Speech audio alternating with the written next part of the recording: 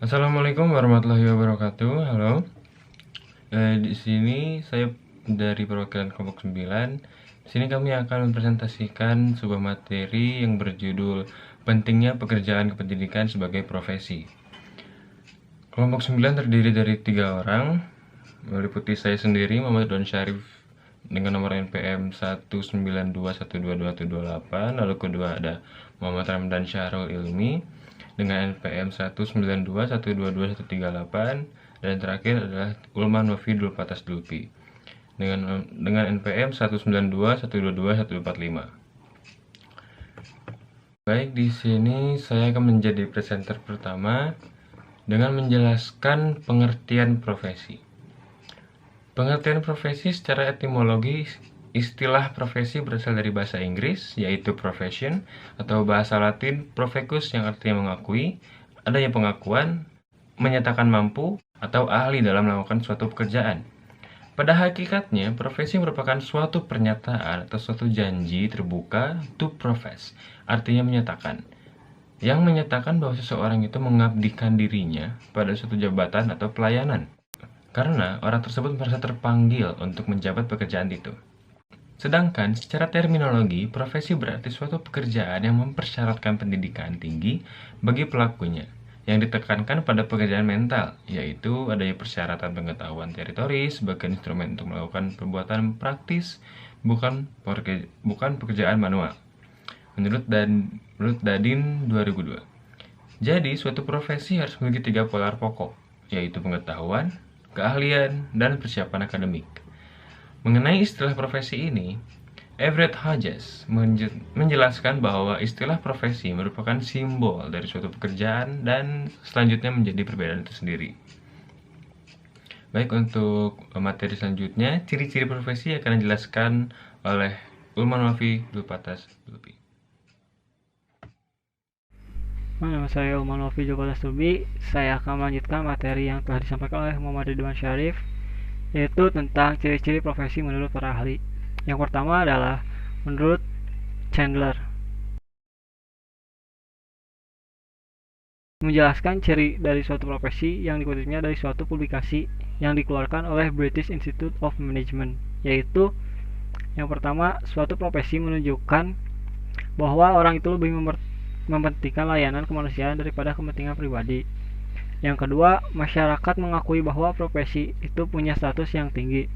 Yang ketiga, praktek profesi itu didasarkan pada suatu penguasaan pengetahuan yang khusus.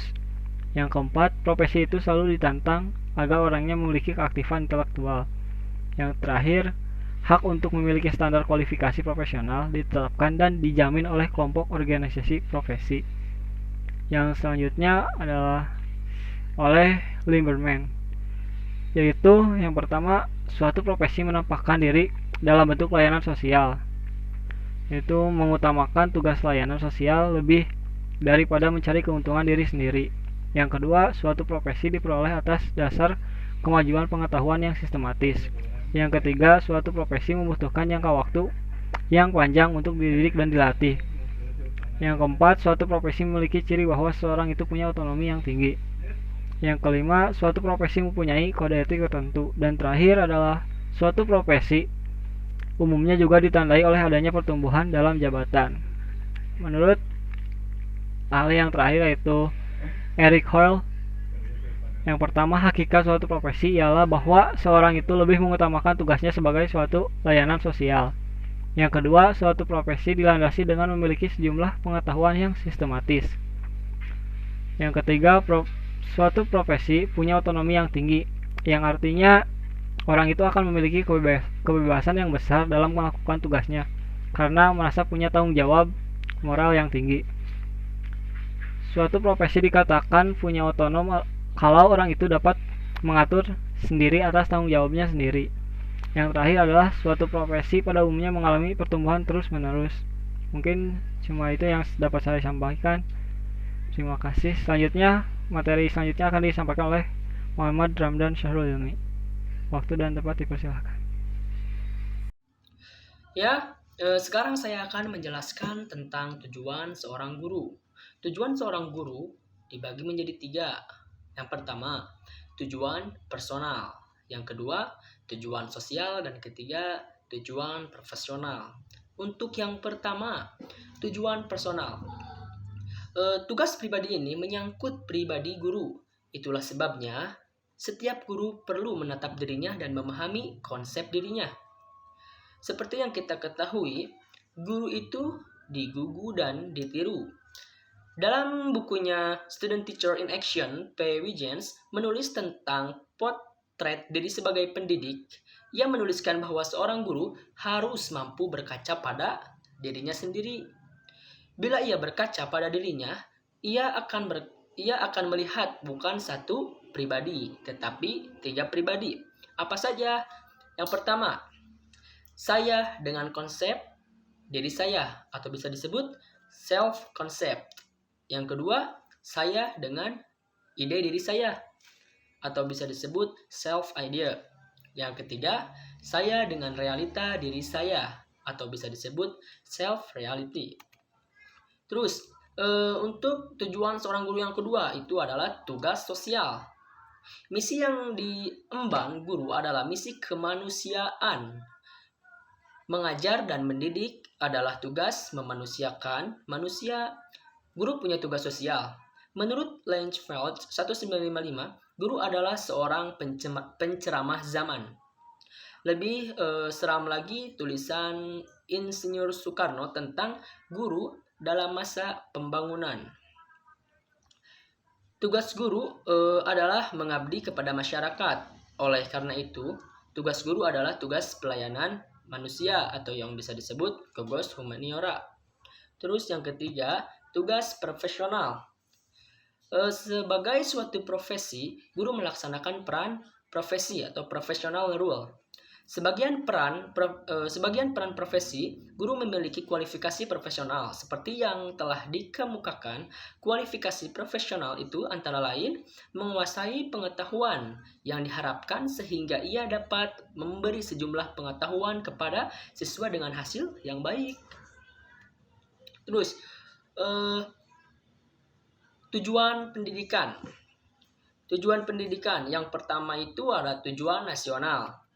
Yang kedua, tujuan institusional. Yang ketiga, tujuan instruksional. Nah, untuk tujuan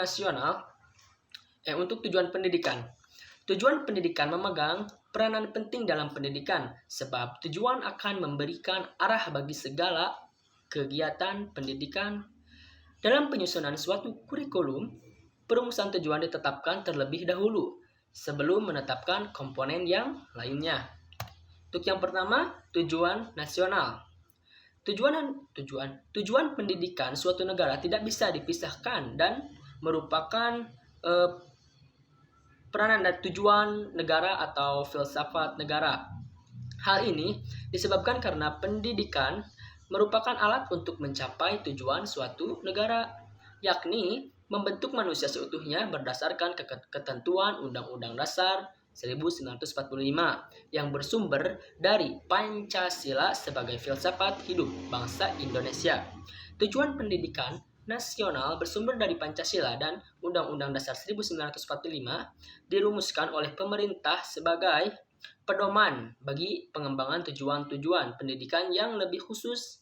Seperti yang dikatakan Nana Sujana 1979 menjelaskan bahwa berdasarkan tujuan pendidikan dapat dikelompokkan ke dalam 3 macam, yaitu yang pertama, tujuan jangka panjang, long term objectives aims.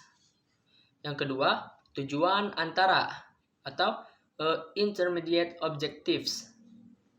Yang ketiga, tujuan segera atau bisa disebut immediate objectives, specific objectives.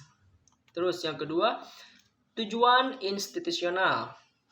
Tujuan lembaga pendidikan institusional ialah tujuan-tujuan yang harus diemban dan dicapai oleh setiap lembaga pendidikan.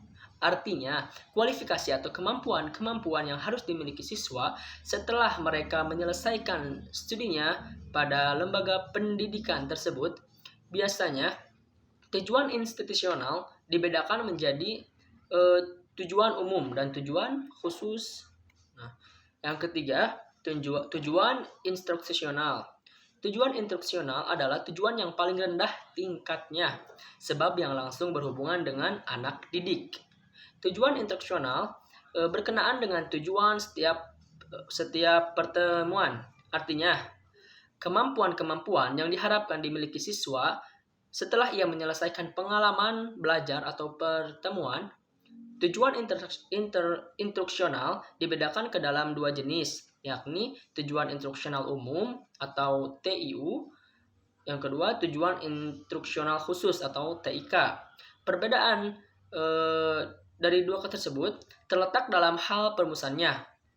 TIU dirumuskan dengan kata-kata dan tingkah laku yang bersifat umum, sedangkan TIK menggunakan kata-kata dan tingkah laku yang bersifat khusus.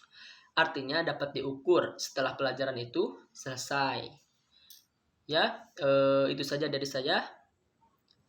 Untuk penjelasan yang selanjutnya akan dijelaskan oleh Muhammad Ridwan Syarif.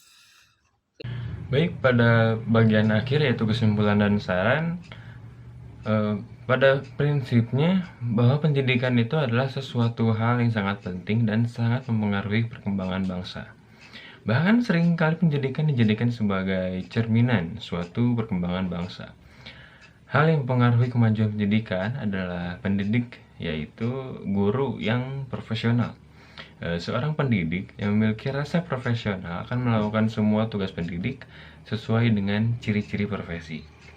Lalu untuk saran, sebagai seorang guru, tentu kita harus menjadi seorang yang profesional dan menjalankan profesi kependidikan kita sesuai dengan tugas dan ciri-ciri profesi itu sendiri. Sekian yang dapat kami sampaikan, kurang lebihnya mohon maaf.